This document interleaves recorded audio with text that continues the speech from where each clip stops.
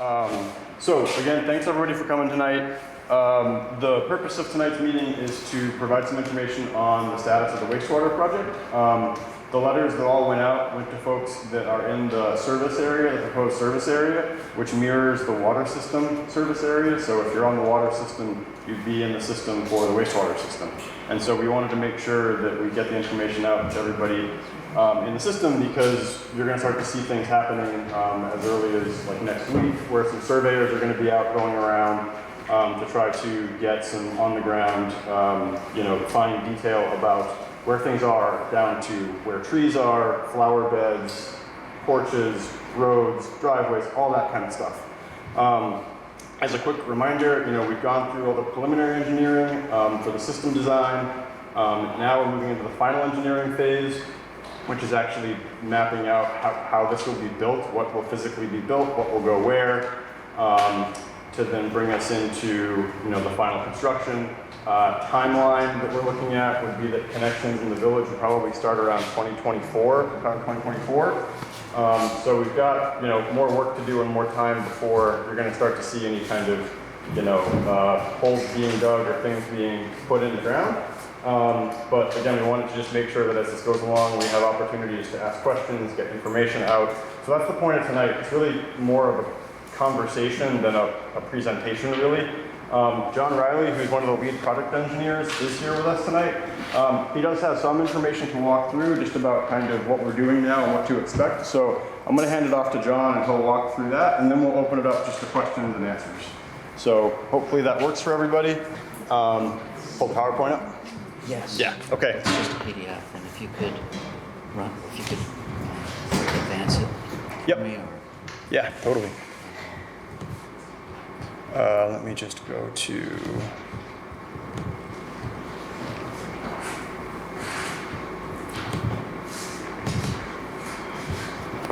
Okay. Hello, everyone. Just want to give a... Just make sure you hold the mic up pretty close, because... overview of the project.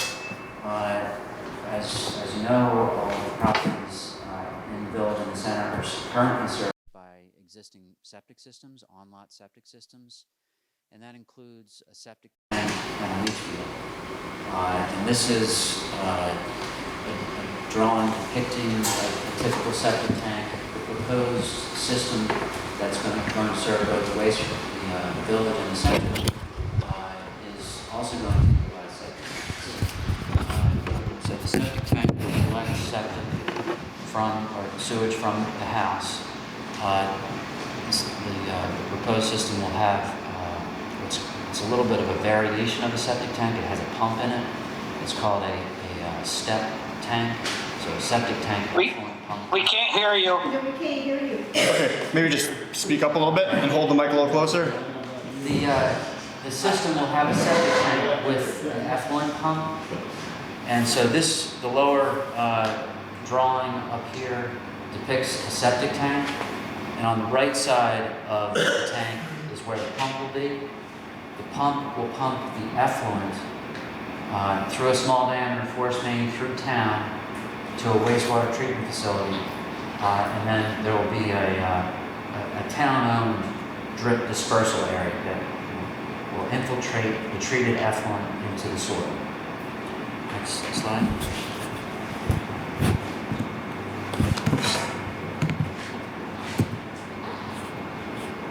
Can you zoom in on that second one up at the top? Could you go to full screen instead of just let those Zoom people disappear?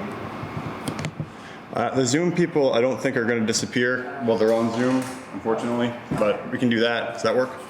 What's that? Is this good? Yes, thanks. Okay. So this is a rendering of a typical system where a septic tank would be adjacent to a home, very similar to the way many septic tanks on your properties are now. And then the pump pumps the effluent through a buried small diameter force main out to the road where it joins with a slightly larger buried force main, roughly 2 to 4 inch diameter, and then it's pumped to the wastewater treatment facility. Next slide. And this is an example of what the wastewater treatment facility would look like. It would have a number of buried tanks that are flush to grade, It's not a typical industrial-looking wastewater treatment facility. This is a small community wastewater treatment facility. Next slide. The drip dispersal tubing, or drip dispersal area for infiltrating the treated effluent into the soil looks like this. There's tubing that will run across the field, and then it's pressurized to force the treated effluent into the soil. After this is a picture of the drip dispersal area during construction, and after construction, it's backfill with topsoil and reseeding to be a lawn. Next slide. And just to be clear, this isn't going to go in on your properties. This is the main dispersal field for the system. Just to be clear. So this is a photo of a drip dispersal area after construction. I have a couple more. It just looks like a lawn. This is in Gloucester, Massachusetts. And then this is a map depicting the proposed infrastructure. The purplish rectangles on each of the properties depict where the septic tanks would be. And then the green lines depict the small band of buried force main that will convey the effluent from the septic tank to the wastewater treatment facility. And so this is depiction of... And that's actually Montgomery. That's the village of That's Montgomery the village. Village, yeah. And so you've shown where each of their septic is. This- That's the red. At this point, this map is based on just preliminary information. Oh, okay, gotcha. And so we don't, right now, we don't know exactly where everyone's septic tank Okay, is. gotcha. And so this is just, at this point, this is a planning map, Yep. and that is an aid for us to start to define what the project is going to be. Gotcha. Now, these tanks you showed at the beginning, the one on top and the one on the bottom, this was the pump on the right-hand side of the tank. Now, is that going to be in the septic tank that we have, or is that a tank that you're putting in the ground with the pump? So okay, just for folks online, I'm just going to repeat the question so folks online could hear it. So the question was the initial picture that we showed of the tank with the pump in it. The question was, are those the tanks that are going to be on each individual property? Or is that pump going to be installed or in your own tank that you already have? It will depend on what type of septic tank you have currently. If I have $1,000-gallon septic that is cement, then would that pump be put into my bank, or would they be putting in another tank next to mine?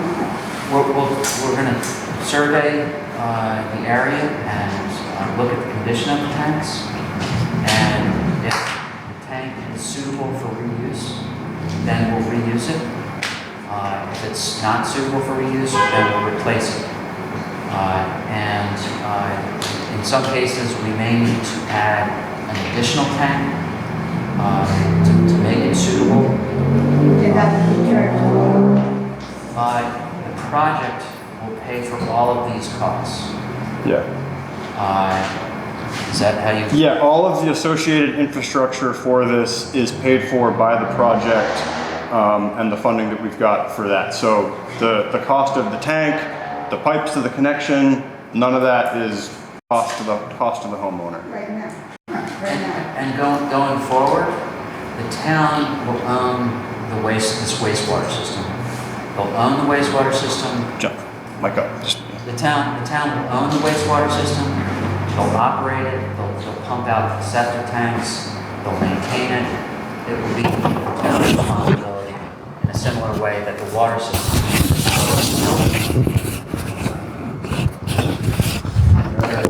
So you answered.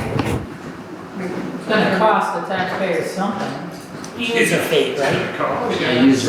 Yeah, so as we've described multiple times in the past, so the project is financed through a number of state and federal sources. Right now, we've got 90-something% of it covered by outside money. The town's contribution of what the town kicks in comes from the local option tax that the town passed last year. And then there's the operation and maintenance costs, and those are factored into the service fees. So there is going to be a yearly, a yearly fee, just as there is with the water system. You pay for your water system.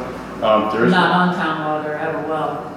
Okay, so if you're on the water system, we're still working on how it's going to be set up in terms of what cycle it would be billed on, but there would be an annual fee essentially associated with it. So that's the fee. And as far as taxpayers Like a per gallon fee? so we're working on that right now. Right now, the way the water system is set up, you get like a base 1,000 gallons, and then you're charged for any additional use over that. We could set it up that way. We could set it up just on the actual metered amount. Right now, we're trying to develop what that's going to look like in a way that's basically most cost efficient and equitable for the user on the system.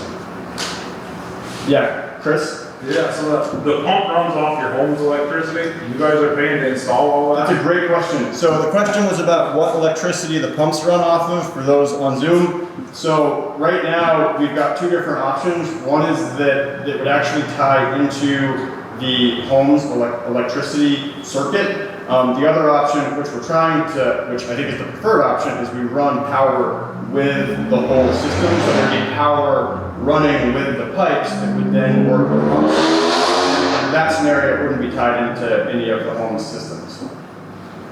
Yeah. That's great because I have solar panels and I wouldn't want to attach them to my electric system because I have to make credits all summer to just get through the winter. But my question is, I heard from a source that if we're not on town water and I have a spring under my house is built over the spring, I heard that we would be forced to take town water.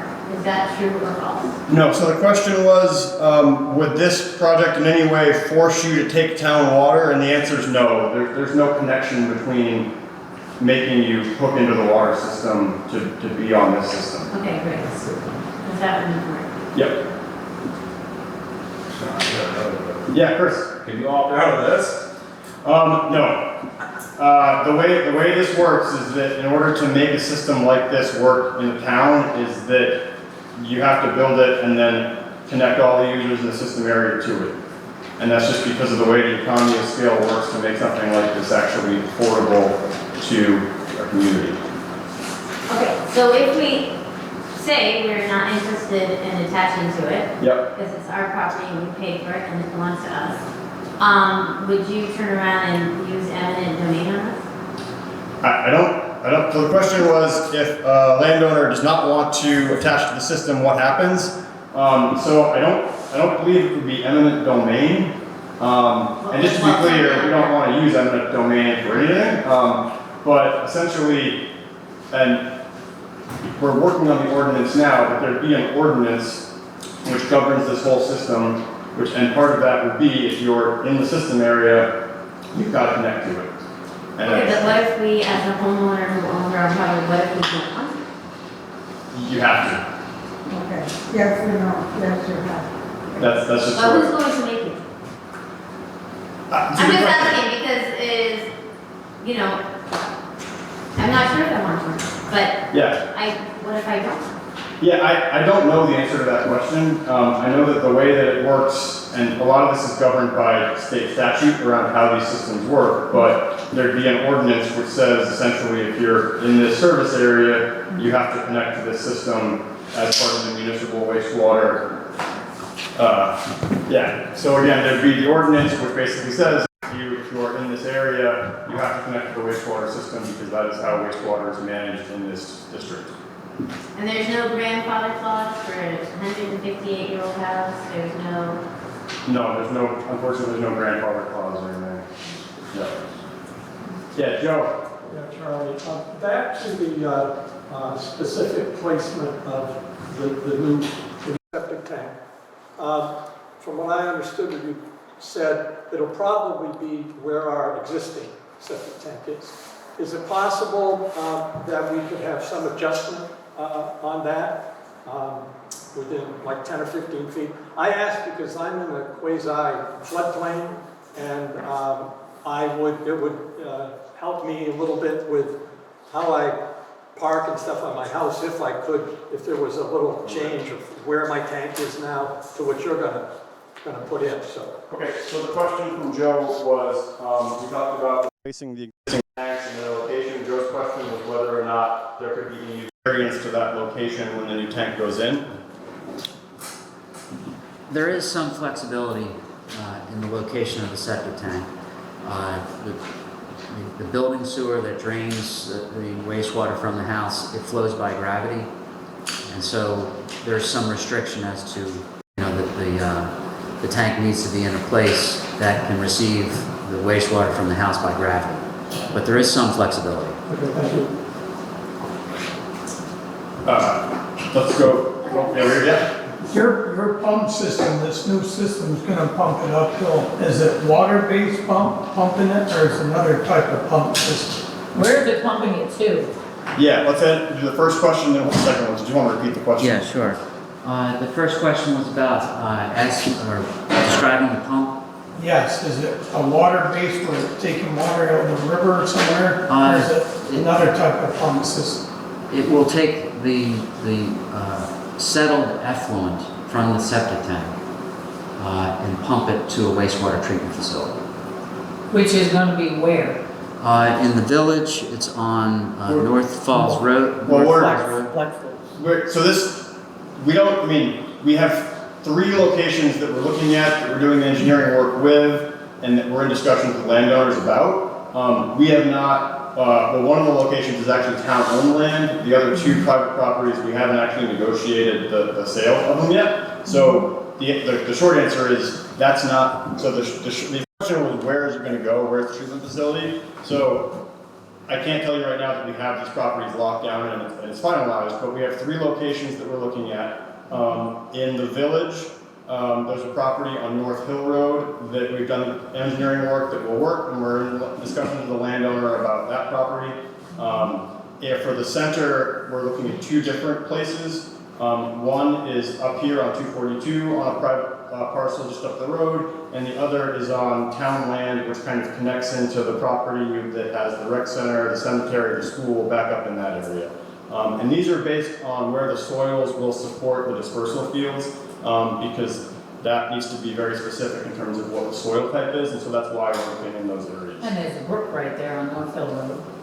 Yeah, and trust me, the engineers and the consulting hydrogeologists are mapping all of that out, documenting everything, documenting exclusion areas, and for those reasons, a number of locations that we've looked at have been discounted because we can't do that near a road. We don't want to. So yeah. Let's go. Yeah. So what happens if the electricity fails? The grid goes down, is it solar driven or? Yeah. So the question was, what happens if the electricity fails? The septic tanks that are proposed are larger than typical and should have about 4 to 5 days of storage to get you through a long extended power outage. And that 4 to 5 day estimate is based on assuming that water usage in a house during a power outage is reduced, because you're typically not using the dishwasher and other, electrically required water. You're not We have a doing. generator.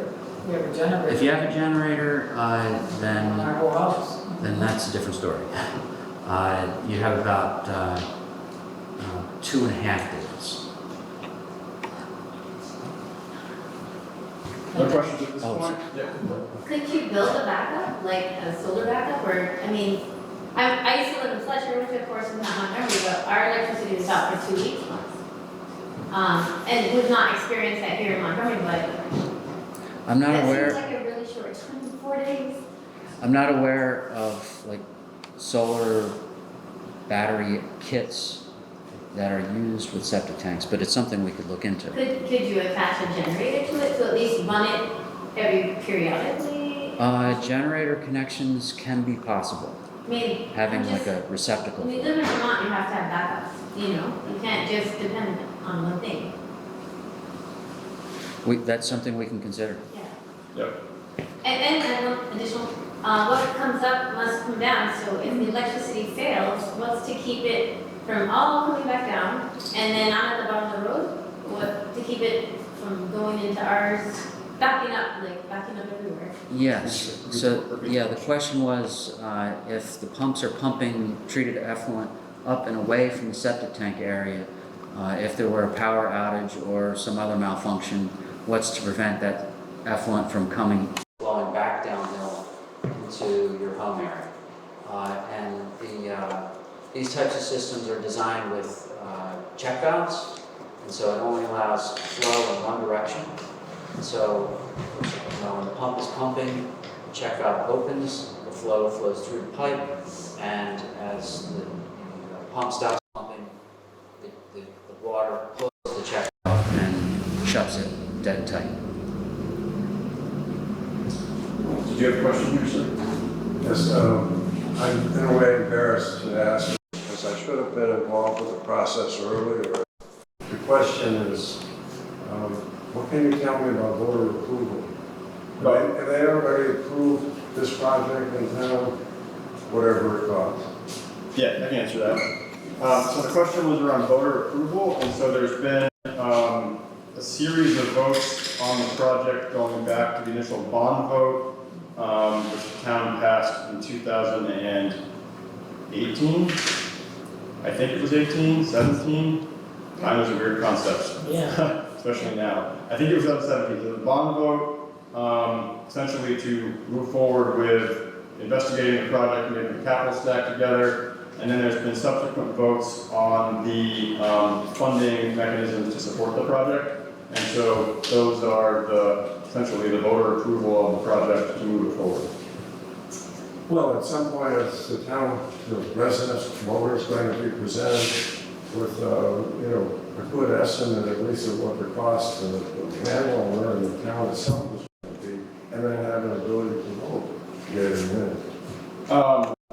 So the town has voted on the funding mechanisms of it. In terms of a final vote on like a final budget and cost, no, because again, the way it's set up is that it's not going to impact the municipal tax rate. And so that's not, that question is more than asked. So from this point forward, we have no impact. At this point forward, the system's moving forward, yeah. At its own course, so to speak. Yep. And whatever expense you determine is appropriate. Well, it's not whatever expense. It's whatever we can afford, given the funding frameworks that we have to work with based on voter approval. Understood. Yep. Thank you. Yep. Other questions at this point? I want to stop and just quickly go to Zoom. If anyone on Zoom has any questions at this point, there's a function where you can raise your hand at the bottom of the screen. So if you have questions on Zoom, just use the raise hand function and we'll see you pop up and we'll get to you. Don't keep going with your... Sure. Go ahead, next slide. This just is This is the next map in the village area, just depicting the proposed wastewater collection and conveyance system. Next slide. This is out Route 118. And next slide. And next slide. And this is one of the areas that we've done the hydrogeological work on for the drip dispersal area. Next slide. And I just wanted to go over some of the things that residents should expect in the village and the center going forward. The survey, topographic survey, wetland survey is happening this fall. You'll probably see the surveyors out there on the roads. Actually, I saw them out there today. And as Charlie indicated, they'll be collecting specific information about the house locations, flower beds, sidewalks, garages. Basically, we need to have a very detailed, accurate existing conditions plan so that we can lay out this infrastructure. And so the field surveys will be happening this fall, and you'll see people in orange and yellow vests walking around both in the right of way but also on private property.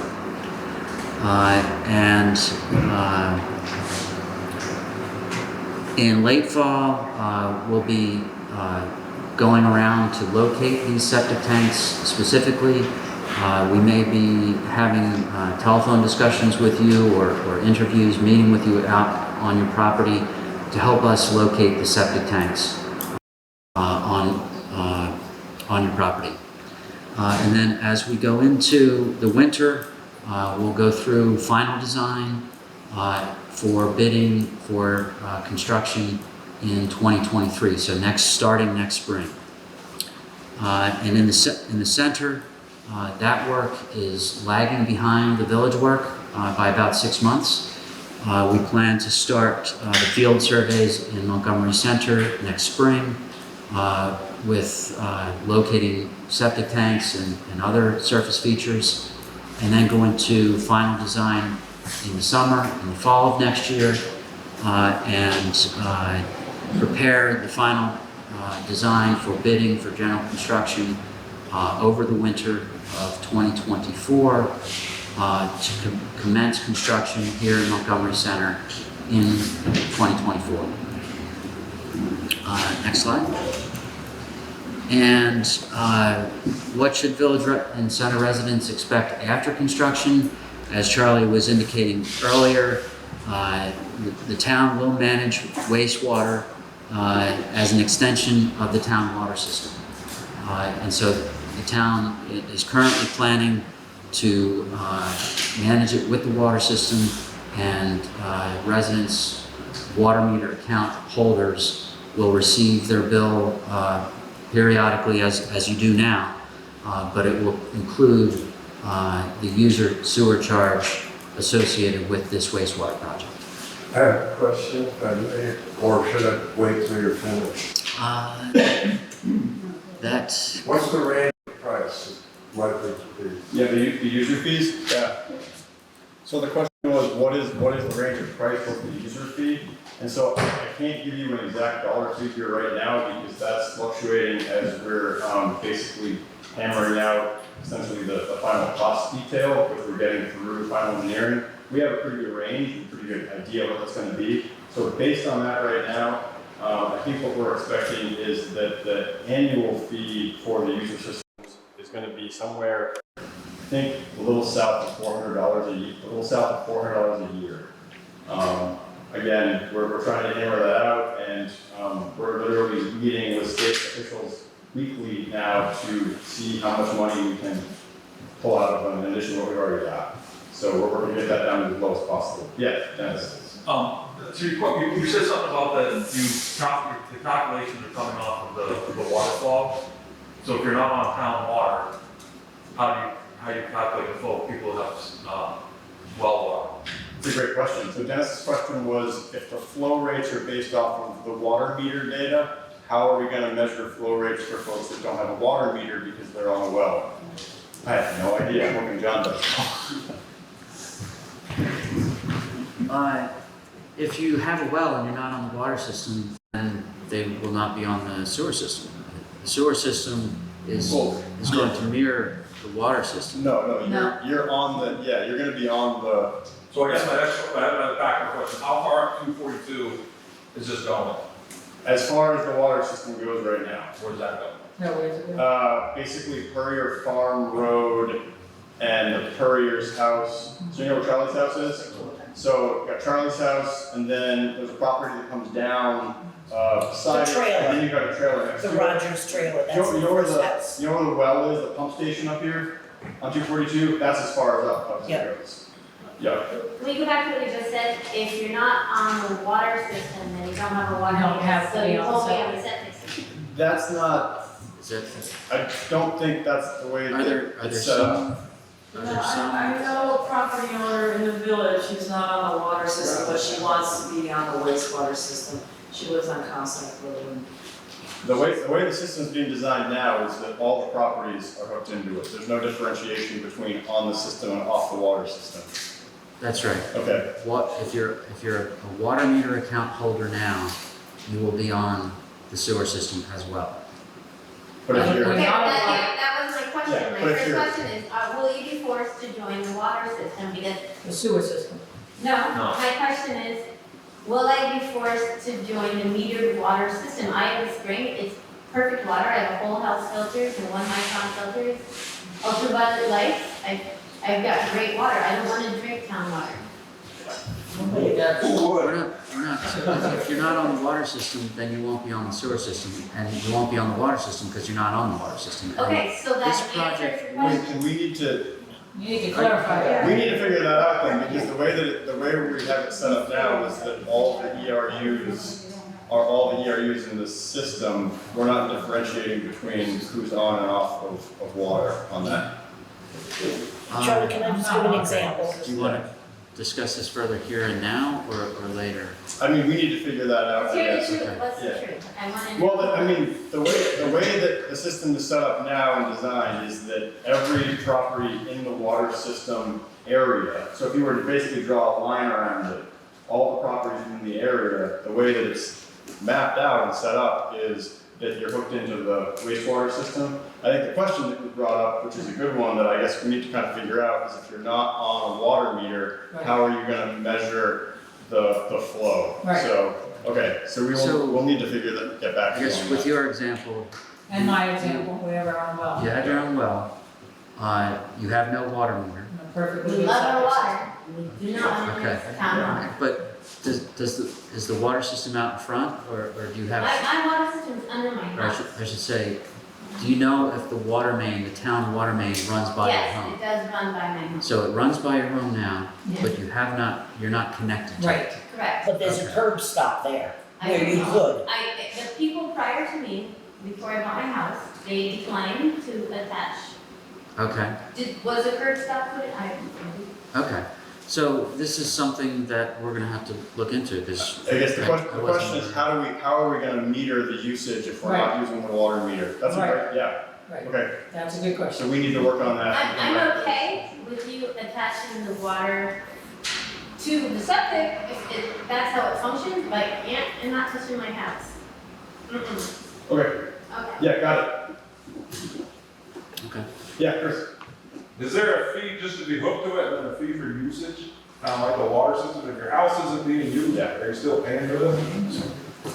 Yeah, so the question was, is there a fee to be hooked up to it and a fee for use? So the way the water system works now is there's like a back on payment, which is kind of like you pay it, but then there's a usage fee. And so we're trying to set that up now. So I can't give you an exact answer because we don't know, but we're trying to set it up again in a way that reduces the cost for every user and makes it in a way that's equitable among all the users, if that makes sense. So that basically if you're using more of the system, you would pay more.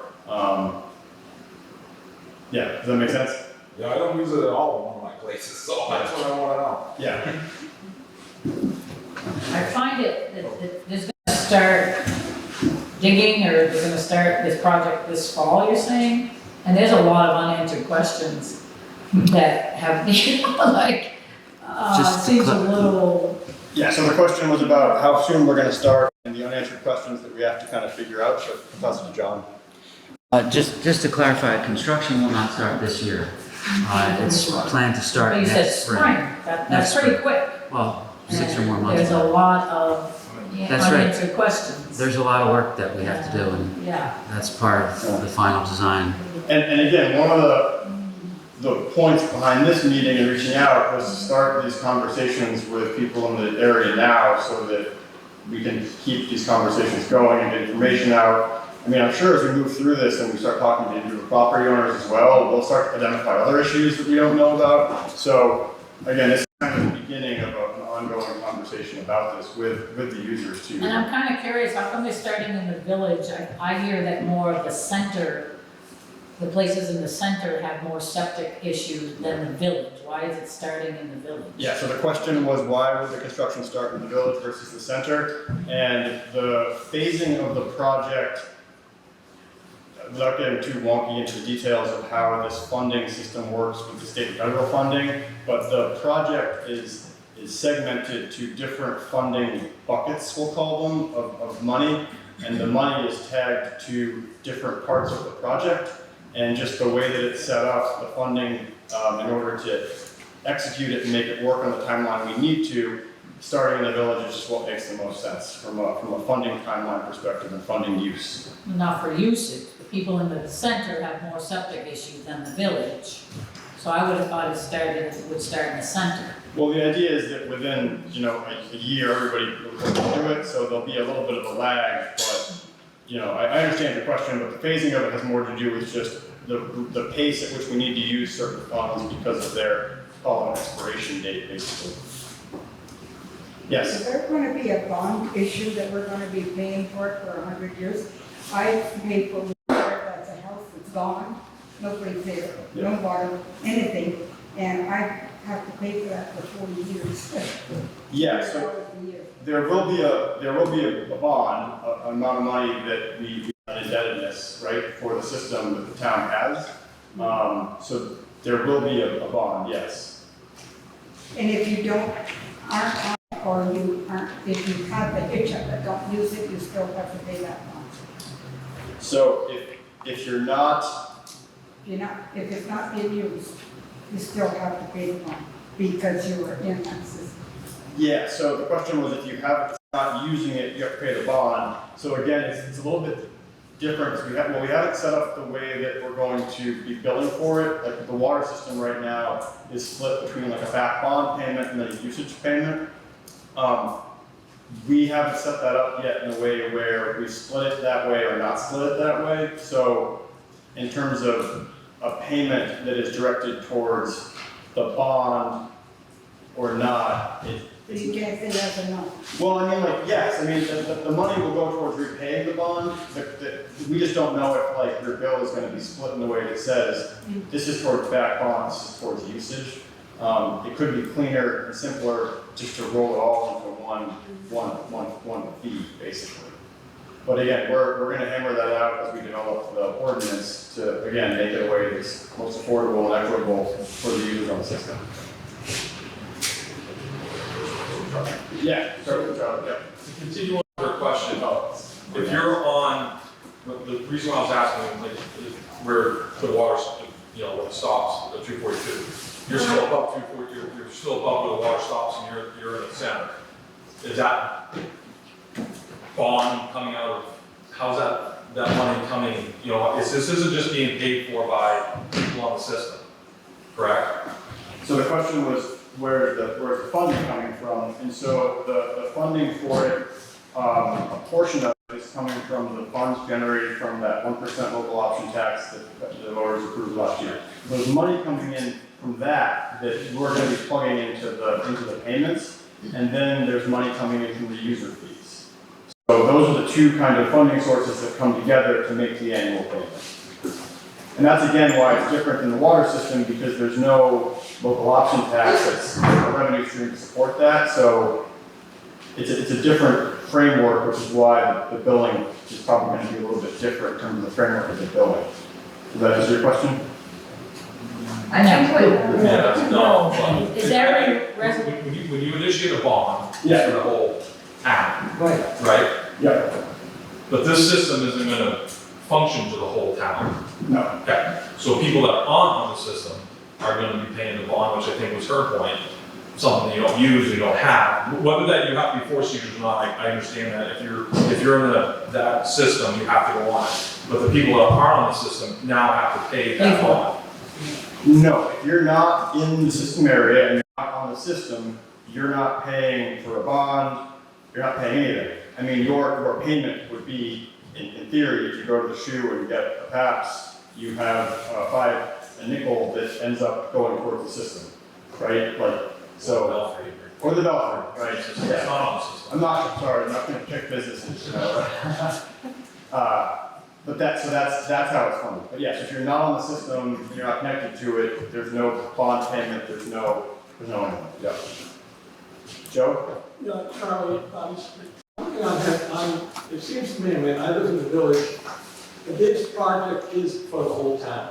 It's to make the village and the center healthier, more functional.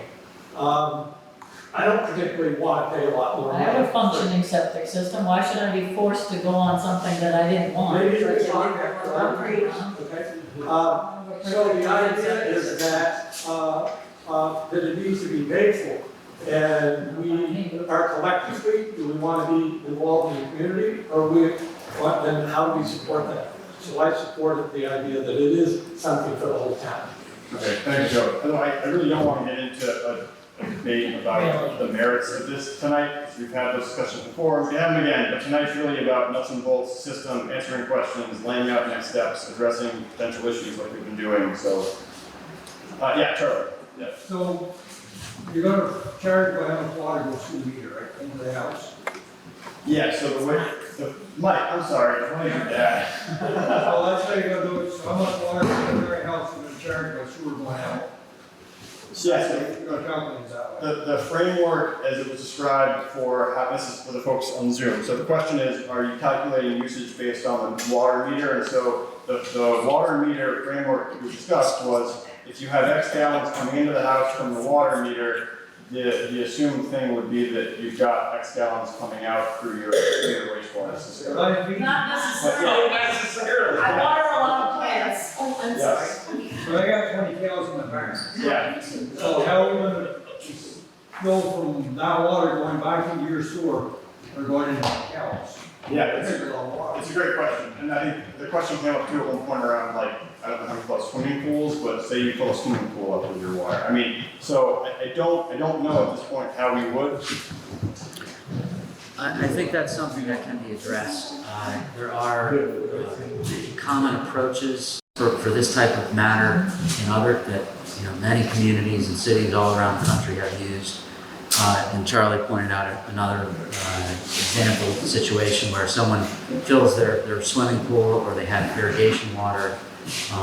One method is to have a separate meter on that, and the difference is the water that's used for the cows is backed out of the rate, but So you're gonna bill me for 2 meters then? that's one method. There might be another way to do it that's more practical in Montgomery.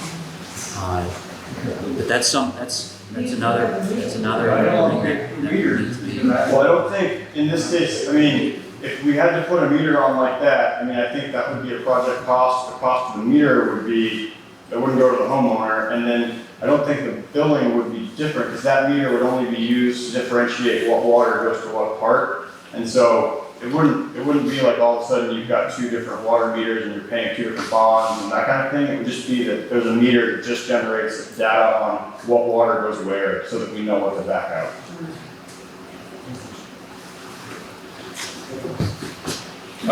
Yeah, Harmon. So if you're not on the water system, you can still go on the sewer system. Is that what I'm understanding? You must have just gotten your phone. Yes, the question was, if you're not on the water system, you can still go on the sewer system. Yes, the answer is yes. It's been brought up before, and we do need to address the matter of how the consumption and usage would be measured if we're not using it through a water meter.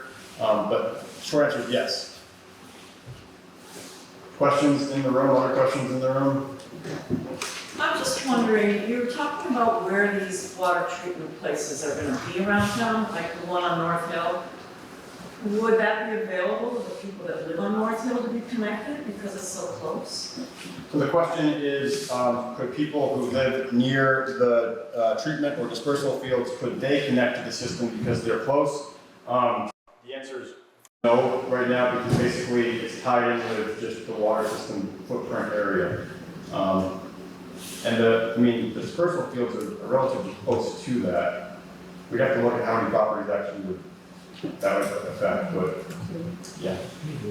I also wanted to ask, it's not, you talked about flower gardens, which is not a big deal.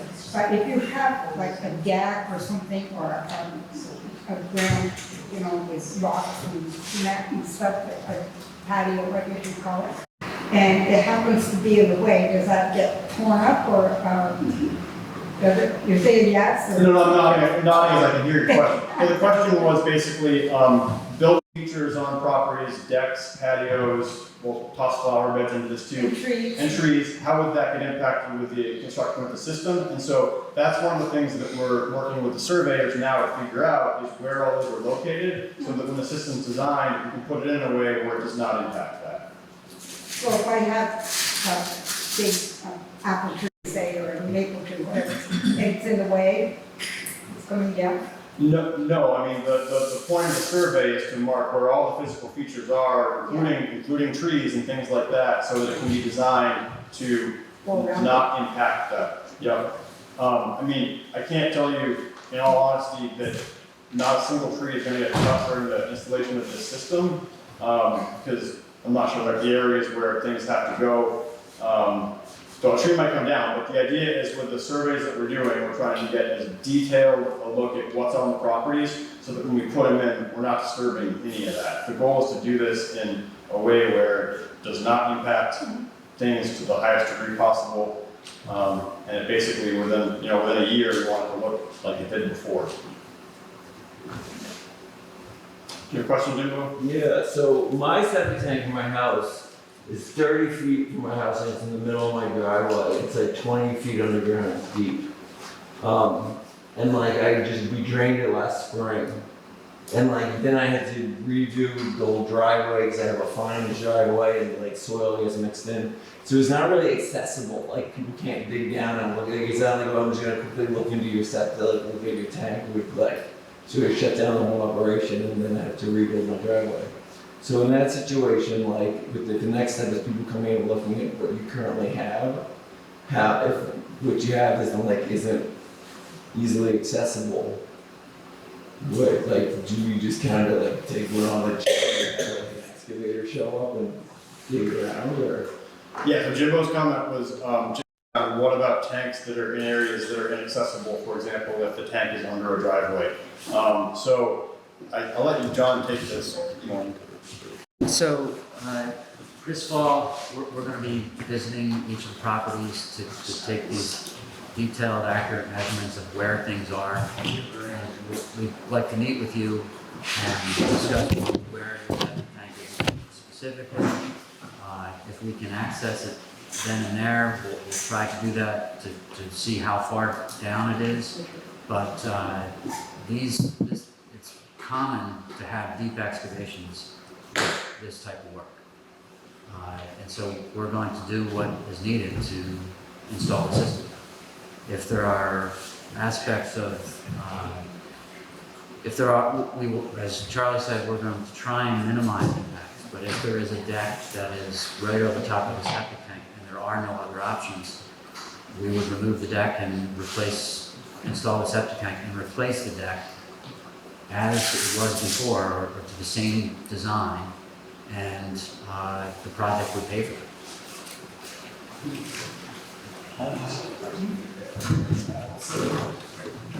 Might be now or late.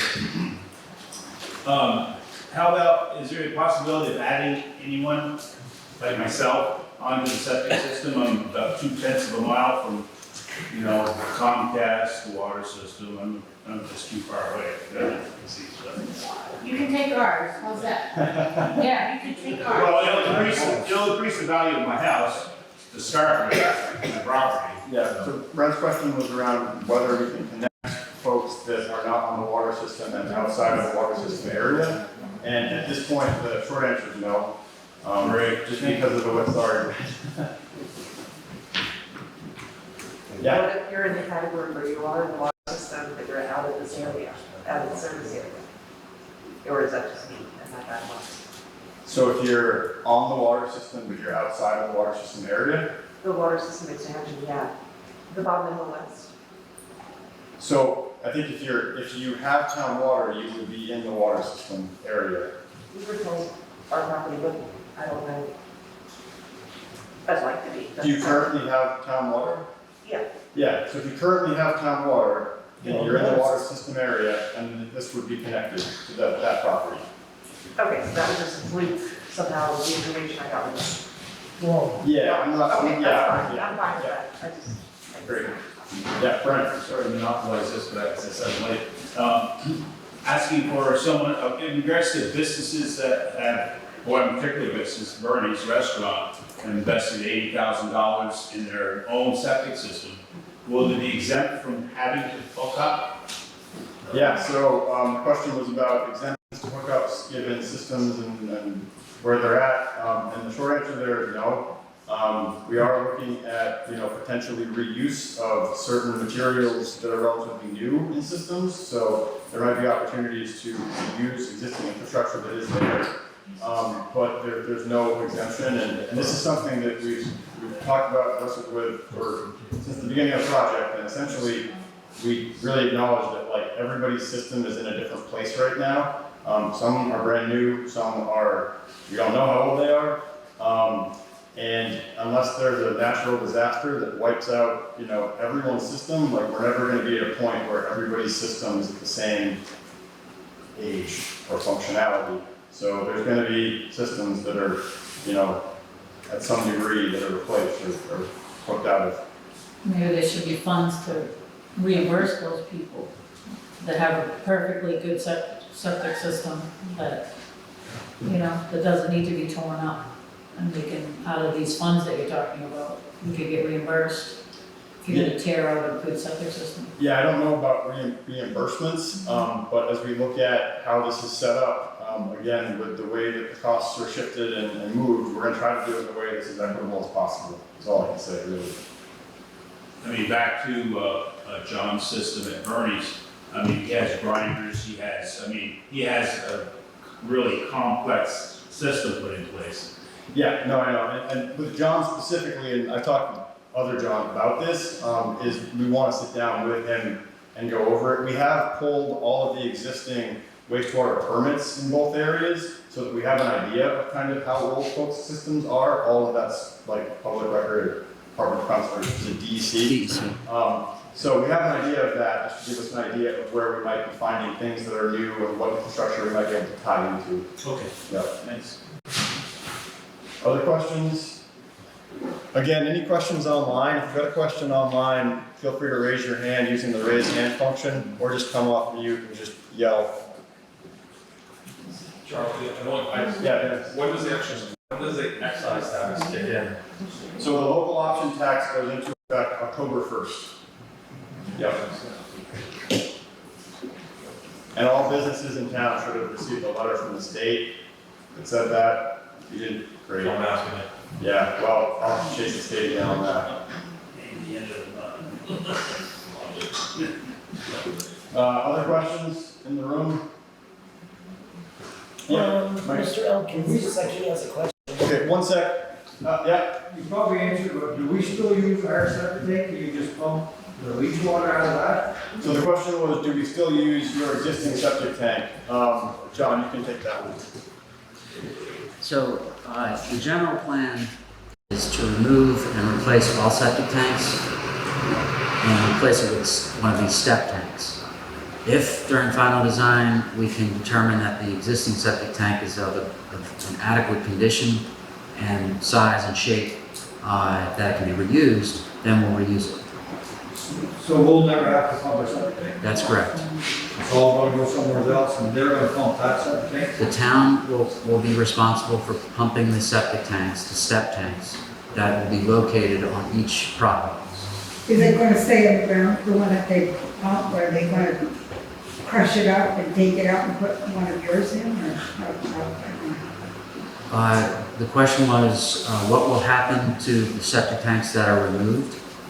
That say you come to my house and you say, well, maybe we won't use your septic tank, we'll put one of ours in. So you remove my septic tank out and put yours in? That's correct. Oh, mine's pretty good. Yours is in pretty good condition? Doesn't matter, you won't get any money for it. Is there someone? Francis, do you want to ask a question? Yeah, I didn't hear what the cost of the project was totally, or if grant money is going to be play a big role in this.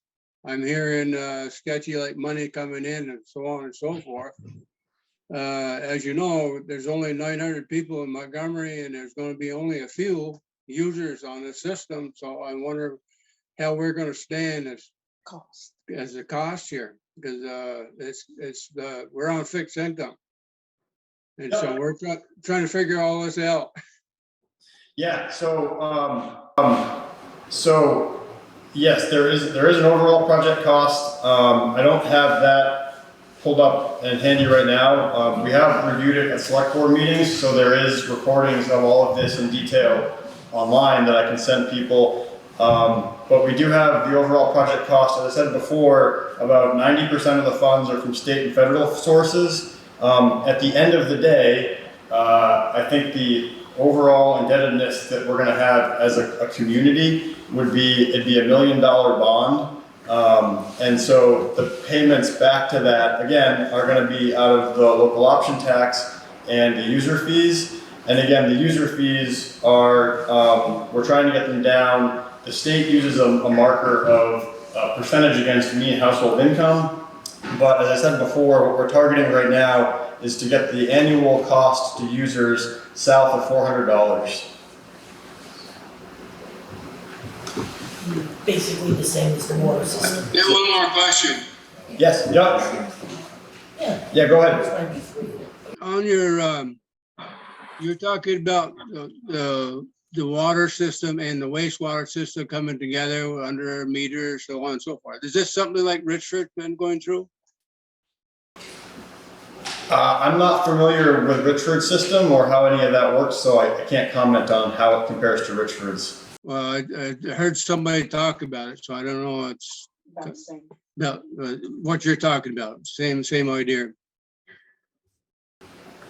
I mean, if they're using water meter data similar as we've described, that might be a similar system. Richford's system is a very different system physically in terms of what the treatment looks like, all that kind of stuff. But there might be a similarity in terms of water meter data being used to reflect usage data of the wastewater system, as we've discussed. I heard the rates are going up big time.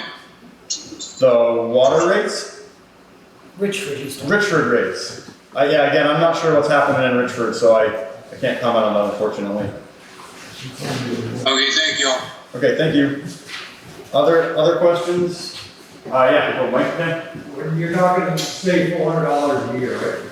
That's the bond that we have to pay back. And then you're gonna charge us on top of the water going in, a separate charge, or that's what your average is, about $400 for everything? So the user fees on the wastewater system, what we're targeting right now is that about $400 or a little lower than that annually being the cost to the user. That's everything, after you read our meters, it's not a $400 bond or whatever, we gotta pay back. Then, whatever we use for water, you're averaging that, you're figuring, estimating that's what we use for water to be charged. Yeah, so the water system would continue to be billed the same way. That's not going to change. And again, it's different because with the water system, your payments actually are divided into like your bond payment versus your usage payment. In this case, I don't know if I don't think we're gonna structure it that same way because the actual bond, where the payments are coming from is different. We said those are the local option tax revenue, so the revenue sources are different. So it's gonna be structured differently as far as what your bill looks like. So it might not say this is going towards a bond versus not a bond. Right, but you're figuring $400, say $400 a year. No, the $400 charge to be on it. Oh, no. Then you're gonna hit us for the water. No, well, so again, your water bills are gonna be. No, not the water. Yeah, no, there's no charge on top of that. So the all-in cost that we're targeting is That's that. what you're estimated to be when you read our meters and all that stuff. Yeah, that's what we're, It's not $400 plus. Melissa. Charlotte, this is concerning the bonds. We have a water bond, and then we're gonna get a bond for this new system. When is the water bond expiring? When is it gonna be paid off? 50 years. Oh, gosh, the question was when is Was the that a water? 50-year bond? The question is when is the water bond to be paid off? So there's actually 3 different bonds on the water system, and I don't know off the top of my head when those are gonna be paid. So how long is this bond for? About 20 years. This is a 20-year bond. So I was thinking that was the water system too, it was like 20. Yeah, but then it went on every time they got another bond, so it's another, so it's like 50 years now. Yeah. So I'm not worried about it. Yeah, Janice. We're talking bonds and we're talking local excise tax. That tax is actually helping pay towards that bond.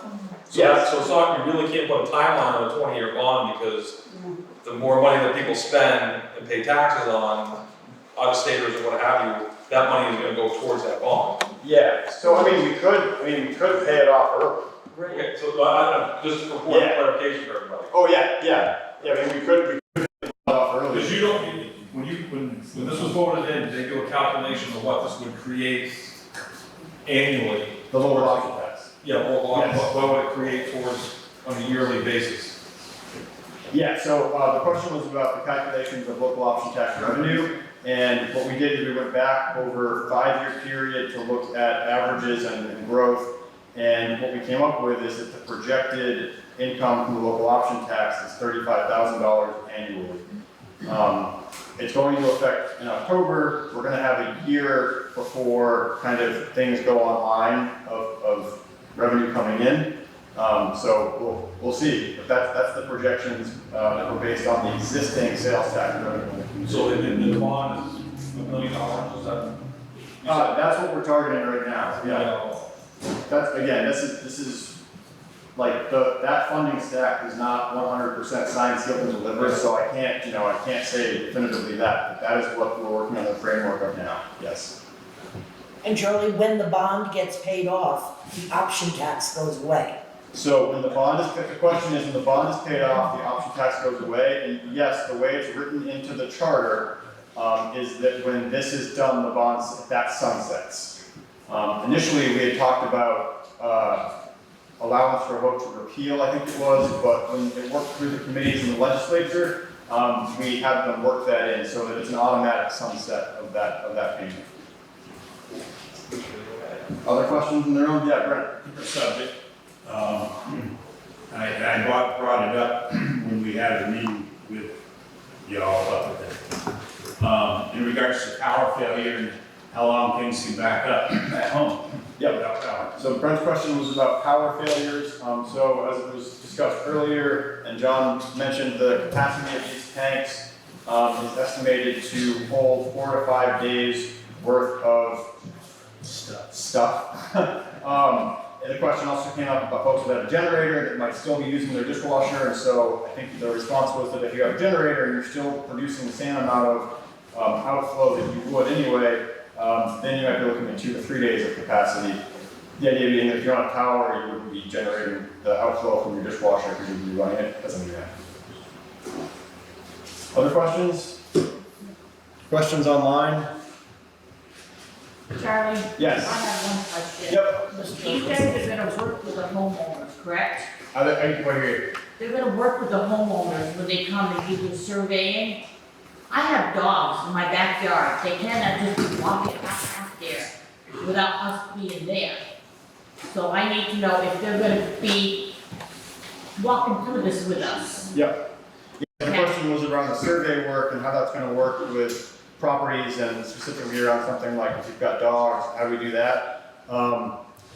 That's something we need to work I'm out. not sure, but that's something we need to work out with the surveyors. Okay.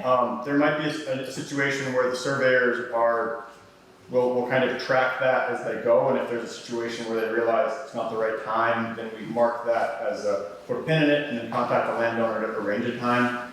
So we can work that out. But they can't just walk back there. I'll go work with them. Yep. But they just can't walk in our backyard. Yes. That's my big thing, because they'll probably get bit. Yeah. No, yeah. We don't want them getting bit. So we'll Not really. My dogs won't like nobody. I'm sorry. They'll look into that. Let's get on with this Yes. question. They'll knock you over, but. Francis, go ahead. You talked about there's 2 ways of power coming into the grinder pump, either through the panel of the house, the home, or one following the line, if I heard that right. Where your power comes, you're gonna have a generator for all this too? It's how that's gonna be set up, if you did it that way? If we set it up through which way?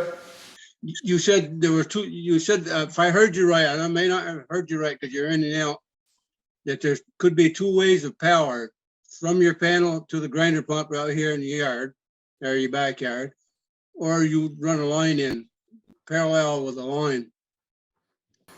Yes, that's correct. Those are the two options we're looking at, yep. Yeah, but how's that gonna, you're gonna have to have a generator, right? Well, no, there won't be a generator. If the power goes out, the power goes out. Yeah, well, if it's hooked up with your line and if it's hooked into our panel, then we could probably use a generator, but there you go again. It can't be, everybody can't afford a generator. Yeah, that's correct, yep. You know what I'm talking about? Yep. So my question is it gonna be feasible in that situation? Well, which is gonna be feasible? Yes, he could run his generator. Well, yes. Oh, yeah. So if you have a generator, you could run the generator. This won't preclude your ability to run the generator. Right, but there's not everybody, all users gonna have a generator. No, not everyone will. No, that's correct. Not everybody will. It's Titus Henry here. I think Mr. Elkins, you're wanting to maybe a repeat of some prior information that there's a backflow preventer on all the systems such that if the power goes out, my understanding is the sewage doesn't back up. It's going to be okay. And then the power always comes on within an hour or two. Not ours. Well, Yeah, so I mean, generally, the idea here is that, again, acknowledging that there are situations that could arise where the power gets knocked out due to an ice storm for a week or 2 weeks or God knows what, but the system is being designed to accommodate the capacity of, again, a certain number of days use without power before it needs to be pumped out again. I mean, if there is a major ice storm, power gets knocked out of town for 2 weeks, then that's an issue. So porta potties are still legal, right? Porta potties are still legal, yeah. All right, thank you. Thank you. let's do. Melinda, go ahead. Just a follow-up to that, if we do, which I personally think we have great potential of having power outages up to 2 weeks, if then you reach the point which the system can handle and go beyond that, then you really cannot use your, flush your toilet after that, right? Because it has no place to go. Is that correct? Yeah. That would be correct. I mean, if the system reached capacity, then yeah, the system could not be used. Okay, will we be notified if that's 4 days? Yeah, well, no, I mean, there would be, I mean, similar to if you have if you have a recently constructed system, there should be an alarm in there. So like if your tank at home gets full, most tanks that go in now have an alarm associated with it. So like if you have to pump it for 10 years, eventually an alarm gets triggered.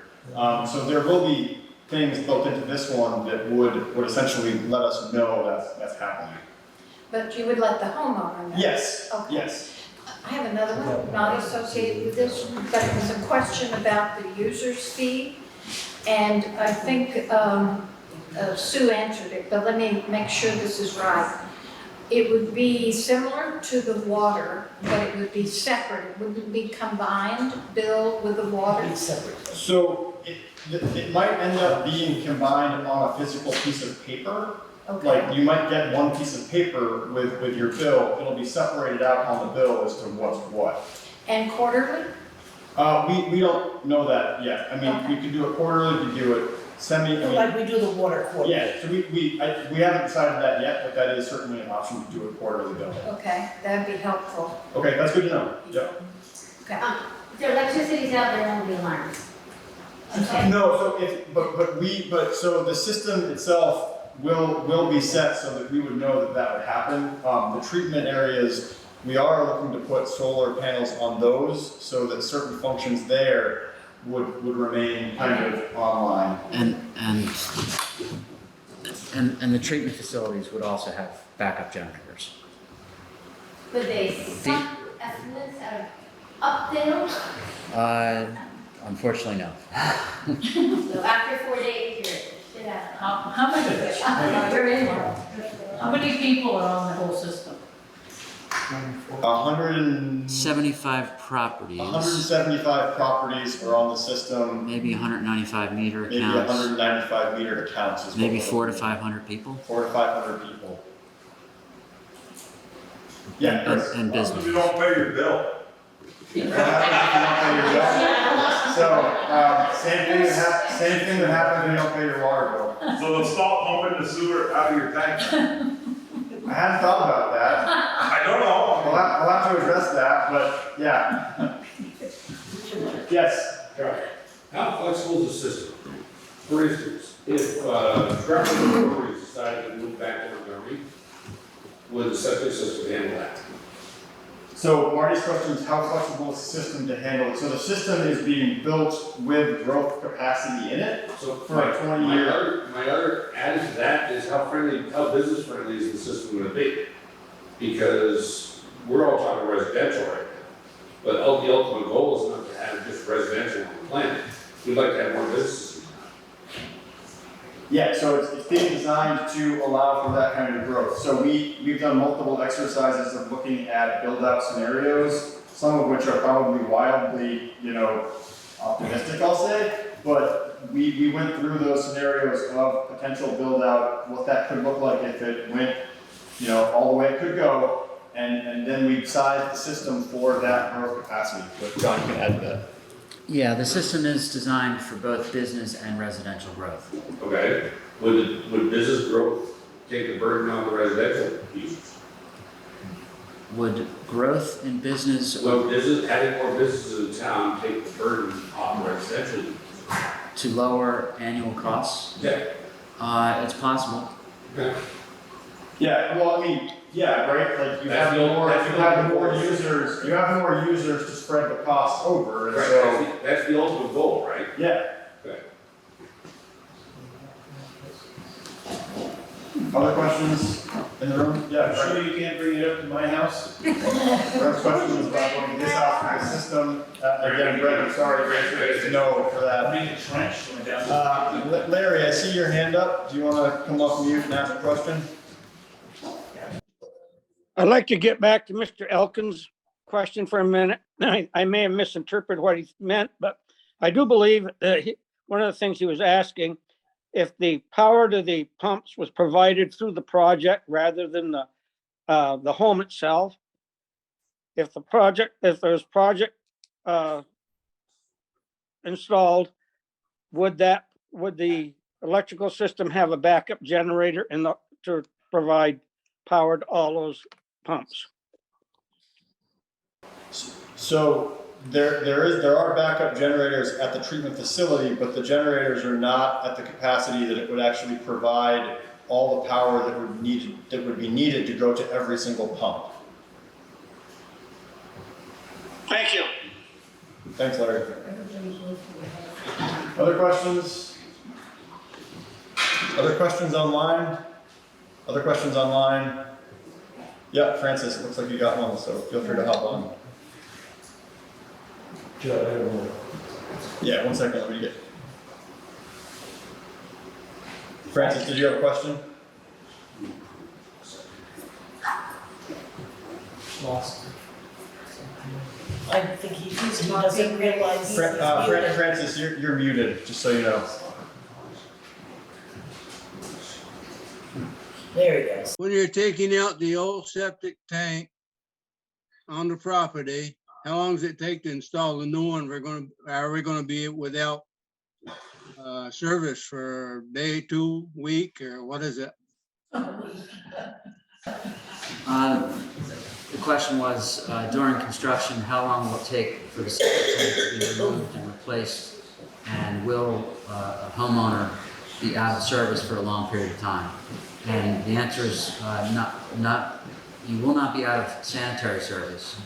The tank can be removed in just a couple hours. The new tank will go in the same day, and then probably the following day, the wiring would be hooked up, and you'd be in service within a day. So it's Now, during that day, 2 days. it's about 2 days. But during that day, these tanks, a typical tank is 1,500 gallons, and even the system is designed according to the environmental protection rules to assume that a typical residence is producing 210 gallons per day. So 1,500 gallons would need to be filled up at 210 gallons per day. So you've got about 7 days before that tank is full. So there's quite a bit of wiggle room between the time the tank is removed, the new tank is installed, and then the new system is put into service. And of course, the wastewater treatment facility and all the conveyance piping will be constructed prior to the start of the removal of the septic tanks. Does that answer your question, Francis? Yeah, thank you. But the short answer is, like, there might be a couple hours where you can't flush your toilet, but that's it. Jimbo. So during the whole COVID thing in Burlington, they were like following, like if you were in a certain neighborhood, they were looking at what was in the sewer and knowing which neighborhoods were sick. And I think it's a privacy issue. Yeah, we have no plans to monitor what's in the poop. I mean, I shouldn't burn my mail. I mean, like, I don't like people going through my papers, and I don't want people going through my shit. Yeah. And like, that's one of the reasons why I moved up here out of New York City, is because I want to out of municipalities and like this is a real, you can get out of like that. I don't. No, that to me is important to me. Is that like I know what I want to know, and like the city doesn't come up and tell me or I have some ailment. Yeah, no, I hear what you're saying, and I agree with you. One is, like, I don't want to pay somebody to monitor what's in the wastewater, because there's a cost associated with that, and I don't think the town wants to pay that. And also, we have there are no plans to do that, and, I think that barring the federal government forcing us to do it somehow, I think the town would probably push back on that as well. So, that's not going to be an issue. Other questions? Yeah, Mike. So you're gonna change the tank. And what, if you dig the tank up, you find out there's a piece of vertical pipe going from tank into somebody's house, which is 75 years old and no good. Are you changing out inside the basement, or is it like the water, you're only to the meter, and then we have to take the meter to the house? Because a lot of these houses, you got the pipe going from the house to the tank is worse shape than the leach field. Yeah. So where is that? Who pays for that? My understanding is that the project costs. The question is, for certain homes, a septic tank might be under the house, is that? No, from you got the tank out on the lawn, and the pipe that goes from your house to that tank. And it's no good when you guys, it works, but you guys can say it's no good, because it's old or whatever. Don't touch it, right? Where does it become the landowner's responsibility? Do you change the pipe back into the basement, or do they have to do that? Like the water, the water meters to the water meter, from there to the house is my responsibility, right? So where does, if my tank, my pipe going from my house to the tank, you guys determine is failed, who changes that? Who changes it? Right. If the pipe from the house to the tank is failed? It's just not failed now, but you guys say it's not good enough. Like, all vertical pipe, it's outdated. It's still working. That's something we would have to take care of on a case-by-case basis. If we can easily replace it back to the house, that's something that the project may consider. For a number of reasons, it benefits the town system if piping is intact and not leaking. So it's worth it for the project to ensure that the piping is in good condition. Yeah, but as far as the cost goes, all the costs of the infrastructure are borne by the project costs. So we wouldn't say, Mike, the pipe had to get replaced, give us $400. I don't know what it costs. So all the infrastructure associated with it, with the project, is project costs. All of it. Now, I guess we have to. So sorry. So the question was about associated infrastructure, pipes from a house to a tank, and the answer is all the associated infrastructure is a project cost. The relationships with the water system, in terms of like everything after the curb stop, is your deal. I don't know, like in the future, if something happens to that pipe, whether we would then like charge you to do it. So for example, if the landowner decided to get an excavator and play around with it and damage the pipe, my guess is that would be on the homeowner, but the installation costs are all covered by the project. Yeah. Other questions? Yeah. Yeah, Charlie, on the final treatment plant, say if it goes in the village, which would be up above our house and some other people's, is there any odor? What's the effect on the road up there, the North Hill? If it does go there, I know it may not. And the brook, Black Falls Brook. Yeah, so as far as odor, those kinds of things, there's no odor. The dispersal fields are going to look like a meadow when they're done. The treatment area is going to have a small building and what looks like a swimming pool with cover on it, basically. So aesthetically, it's going to look like that. There's no odor. And then the effects on the brook, that's where the hydrogeologists we're working on are mapping all of the exclusion areas, distances from not just brooks, but seeps, any kind of aquatic resource to make sure that we're outside of any area where those could be impacted. Just to clarify the concern about North Falls Brook, the area for the proposed village wastewater treatment facility and drip dispersal area, although it's up gradient, it appears that it's up gradient in a way that it would flow underground to the Black Falls Brook. Our hydrogeologist has determined that the indirect discharge of that groundwater from that site would be to the Trout River. And the hydrogeologist has determined that the quality of the groundwater from this drip dispersal area would not impact the water quality of the Trout River. And just as because we have the photo, I'll put it up, but this is a photo that shows what that treated effluent looks like, basically. And this is a primary treatment. We're going to have another level of treatment after this, so I don't know, just for a visual, that's what the actual dispersal liquid looks like. Other questions? All right, if there's no other questions, if folks do have questions that come up, you can call me, email me, we'll get you answers as soon as possible. As more information develops on the project, we'll get it out to people again, either through direct mail, through hosting meetings like this, whatever means possible, so that everybody knows kinds of how things are progressing. And then as we come up with other answers, such as like how we work survey work, like your question about dogs and things, we'll make sure we figure those out with them and circle back to folks with those answers. So I guess with that, thank you everybody for coming tonight. I really appreciate it. Thank you. Thank you, Charlie. Thank you, John.